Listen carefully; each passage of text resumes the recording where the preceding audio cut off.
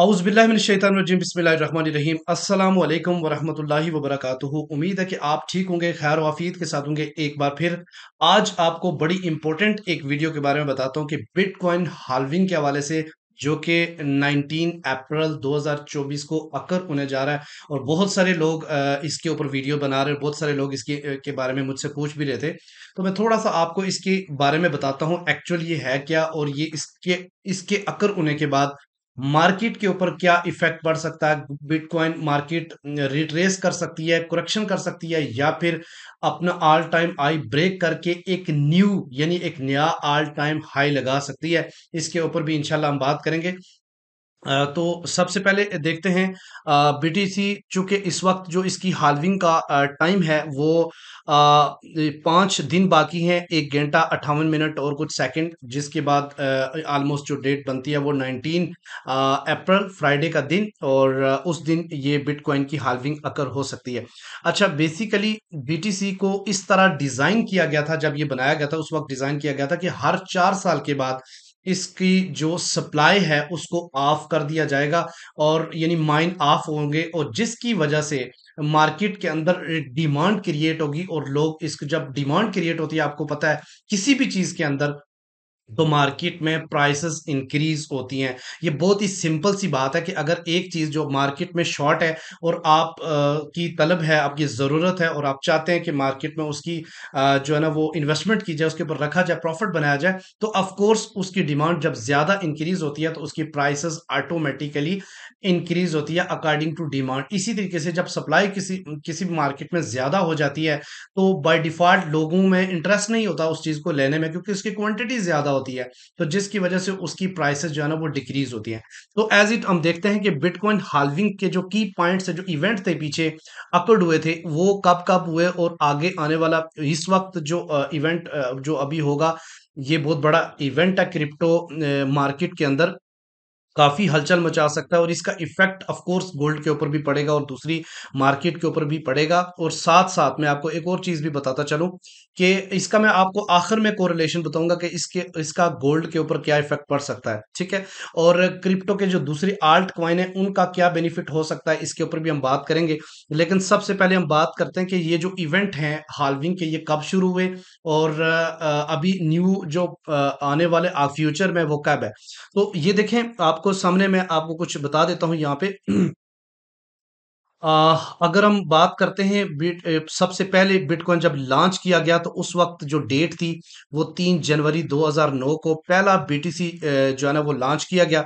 और इसमें कोई ब्लॉक नहीं था, ज़ीरो ब्लॉक थे। और उसके बाद जो इस टेन्योर के अंदर उस वक्त बीटीसी माइन हुए थे, वो 50 न्यू बिटकॉइन एक ब्लॉक के अंदर जो है ना वो माइन हुए थे, ठीक है? उसके बाद 10 करोड़ से ज़्यादा बीटीसी जो है ना इस टेन्योर के अंदर, इस इवेंट के अंदर जो है ना वो न्यू बनाए गए, न्यू आए थे मार्केट के अंदर। उसके बाद इसकी इस तरह डिजाइन किया गया कि हर 4 के साल के बाद इसकी हाल्विंग होगी। तो हर 4 साल के बाद इसकी जो नंबर ऑफ ब्लॉक्स हैं वो इंक्रीज करेंगे, और रिवॉर्ड जो है ना वो कम करेंगे, सप्लाई कम करेंगे, जिसकी वजह से डिमांड में ऑटोमेटिकली इजाफा होगा। तो फर्स्ट हाल्विंग जो की गई थी वो 28 नवंबर 2012 को। उस वक्त बीटीसी की प्राइस बहुत ही ज़्यादा कम थी, ठीक है? और उस वक्त जो टोटल डिज़ाइन किए गए थे वो 2,10,000 ब्लॉक, और टोटल नंबर ऑफ ब्लॉक थे, जिसमें 25, अब देखिए 50 से ऑफ हो गए, और 25 न्यू बीटीसी एक ब्लॉक के अंदर जो है ना वो बेसिकली ब्लॉक क्या है, ये नंबर ऑफ ट्रांजैक्शन से क्रिएट होता है, ये भी मैं आपको बता देता हूँ। और उसके बाद जो 10 करोड़ थे वो 52 लाख यानी उसका ऑफ हो गए, ठीक है? 10 करोड़ 5 लाख के आसपास उसका ऑफ हो गए, 52 लाख 50 हजार के आसपास, ठीक है? उसके बाद सेकंड हाल्विंग जो की गई वो 9 जुलाई 2016 को की गई, और इसमें अगर आप देखें तो जो नंबर ऑफ ब्लॉक्स थे वो 4,20,000 तक जा पहुंचे, उससे डबल हो गए, ठीक है? और लेकिन जो रिवॉर्ड था पर ब्लॉक एड से, वो 12.5 न्यू बिटकॉइन पर जा पहुंचा, ठीक है? इसके बाद अगर हम बात करते हैं तो टोटल नंबर ऑफ जो बीटीसी थे वो 52,50,000 से हट के 26,25,000 तक जा पहुंचे। उसके बाद अगर थर्ड हाल्विंग की बात करते हैं जो कि अकर्ड हो चुकी है 11 मई 2020, जो अभी स्टिल कंटिन्यूली इस टाइम काम कर रही है। इसमें जो नंबर ऑफ ब्लॉक्स कंसीडर किए गए थे, वो आप इसका आप डबल कर लें, इससे क्वांटिटी में ज्यादा कर लें तो 63,000 से ज्यादा जो है ना वो नंबर ऑफ ब्लॉक क्रिएट हो गए। और इसमें पर ब्लॉक के जो रिवॉर्ड दिया गया था वो 6.25 पर बिटकॉइन था। ठीक है, तो इसमें टोटल जो बीटीसी है वो 26 लाख से अब हट के 13 लाख के आसपास बीटीसी पहुंच गए। ठीक है, उसके बाद अभी चूंकि इसके अगर ठीक हम 4 साल के बाद कंसीडर करें तो फिर फोर्थ हाल्विंग आने वाली है, जिसकी एक्सपेक्टेड डेट जो है वो 19 अप्रैल 2024 कंसीडर हुई है। और इसमें जो नंबर ऑफ ब्लॉग्स होंगे वो ऑलमोस्ट 7,74,000 के आसपास जो है ना वो ब्लॉक जो है ना नंबर्स आ गए। और इस वक्त देखते हैं कि जो नंबर चल रहा है वो कौन सा होगा, उसके ऊपर भी हम बात करेंगे। अब जो इसके बाद होगा वो 3.125 बीटीसी पर रिवॉर्ड होगा, यानी इसकी जो सप्लाई है वो मजीद कम कर दी गई है। अब जब सप्लाई मजीद कम कर दी गई है तो इसका इफेक्ट प्राइस के ऊपर क्या पड़ने वाला है, हम इसके ऊपर भी बात करेंगे। और अगर आप टोटल बीटीसी की बात करें तो वो 13 लाख से कम होके 6,56,000 के आसपास बीटीसी। इसी तरीके से अगर फिफ्थ की जो कि 2028 में एक्सपेक्टेड है, इसमें 8,50,000 से ज्यादा नंबर ऑफ ब्लॉक्स पहुंच जाएंगे। और इसमें जो न्यू बिटकॉइन जो जनरेट होंगे वो 1.56 इतने कम हो जाएंगे कि आने वाला जो दौर होगा वो बीटीसी का एक दौर है।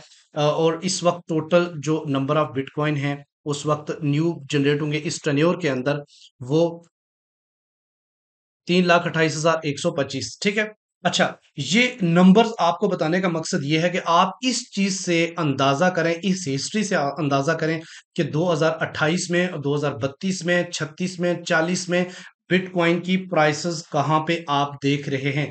कमेंट सेक्शन में भी अपनी राय का इजहार करें। मेरे नजदीक अब हम बात करते हैं ये जो अभी आने वाला है करंटली, इसका इफेक्ट क्या पड़ सकता है बीटीसी के ऊपर।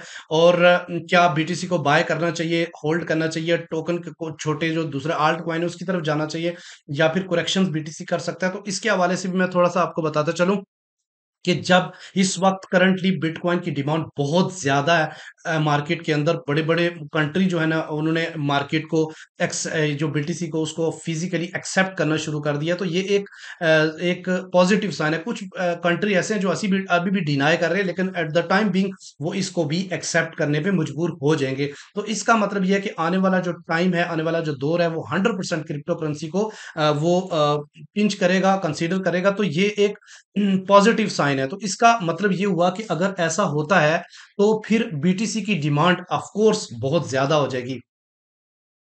अगर हम बिटकॉइन हाल्विंग के हवाले से हम बात करते हैं तो मैं आपको थोड़ा सा बताता चलूं कि इसकी प्रीवियस हिस्ट्री के बारे में बताता हूँ कि जब भी हाल्विंग हुई है उसके कुछ टाइम के बाद बिटकॉइन ने कितना इन्हांसमेंट किया, कितनी अपनी प्राइस को बेटर किया, इसके हवाले से भी मैं आपको थोड़ा सा बताता हूँ। अब अगर देखेंगे वो तो जो मैंने ऑलरेडी आपको बता चुका हूँ, जो पहली इसकी हाल्विंग हुई थी वो 2012 के अंदर हुई थी। और 2012 के अंदर जब ब्लॉकचेन में एक फर्स्ट हाल्विंग हुई तो उस वक्त जो बिटकॉइन पर ब्लॉक क्रिएट हो रहा था, ऑलरेडी मैं बता चुका हूँ, वो 50 बीटीसी पर ब्लॉक था। और उसके बाद हाल्विंग के बाद उसको कम 50% कम करके 25 बीटीसी पर ब्लॉक कर दिया गया। उस वक्त जो प्राइस थी बिटकॉइन की वो $12.35 थी। और ठीक उसके 4 से 5 मंथ यानी 150 डेज लेटर अगर उसकी प्राइस हम देखें तो $1 to $7 हो चुकी थी। तो अब यहां से आप अंदाजा करिएगा कि आने वाले टाइम में बिटकॉइन कितना इन्हांस कर सकता है आफ्टर हाल्विंग। तो ये हम अगले स्टेप में भी जाके देखते हैं उसके बाद फिर जब दूसरी सेकंड बड़ी हाल्विंग हुई 2016 के अंदर, तो उस वक्त मैं आपको थोड़ा सा बताता चलूं, उस वक्त बिटकॉइन जो है ना ऑलमोस्ट काफ़ी ज़्यादा पॉपुलर भी हो चुका था, काफ़ी लोग इसको जानने लग गए थे। तो 9 जुलाई 2016 को पहला जब बीटीसी हाल्व हुआ, तो उस वक्त इससे पहले बिटकॉइन जो पर ब्लॉक था, वो मैंने ऑलरेडी बताया कि 25 बीटीसी पर ब्लॉक जो है ना वो माइन हो रहे थे। और न्यू जब इस हाल्विंग हो गई तो 12.5 बीटीसी के ऊपर जाके आ गई, यानी उसका भी 50% कम हो गया। और उस वक्त प्राइस जो चल रही थी वो 650 डॉलर्स, यानी ऑलमोस्ट अगर आज की बात करें तो शायद एक बीएनबी आपको इस रेट में मिले, उस वक्त ये बीटीसी का जो रेट था। लेकिन ठीक 150 दिन के बाद इसकी प्राइस इन्हांस होती है और 758.1 डॉलर जाके पहुंचती है। तो ठीक कुछ टाइम के बाद इसको को ग्रो अप हुआ था, यानी 1-2 साल के बाद इसने ऑल टाइम हाई भी लगा दिया था बीटीसी में।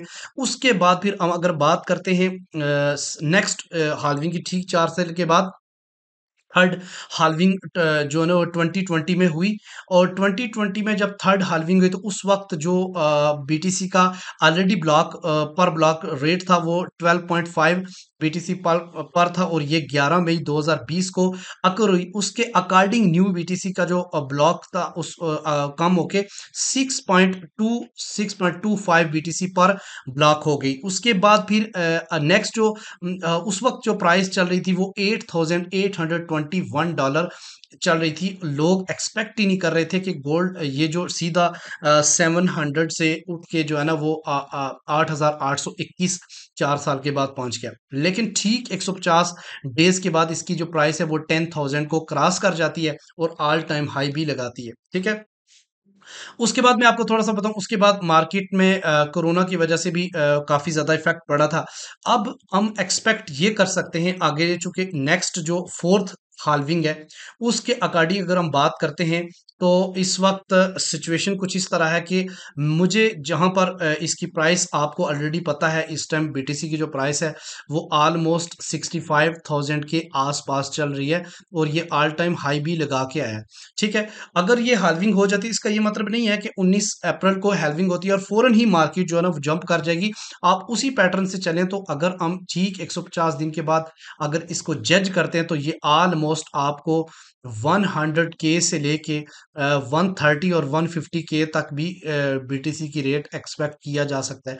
लिहाजा एक करेक्शन अगर करती है, तो आपके लिए गोल्डन अपॉर्चुनिटी होगी कि आप बीटीसी को बाय करें। उम्मीद है कि ये वीडियो भी आपको पसंद आई होगी। अगर आपको पसंद आई है तो वीडियो को लाइक करें, शेयर करें, और इस तरह की इन्फॉर्मेशन के लिए इंशाल्लाह हमारे साथ जुड़े रहें। मिलते हैं नेक्स्ट वीडियो में। अपने रखिएगा बहुत सारा ख्याल। अल्लाह हाफिज।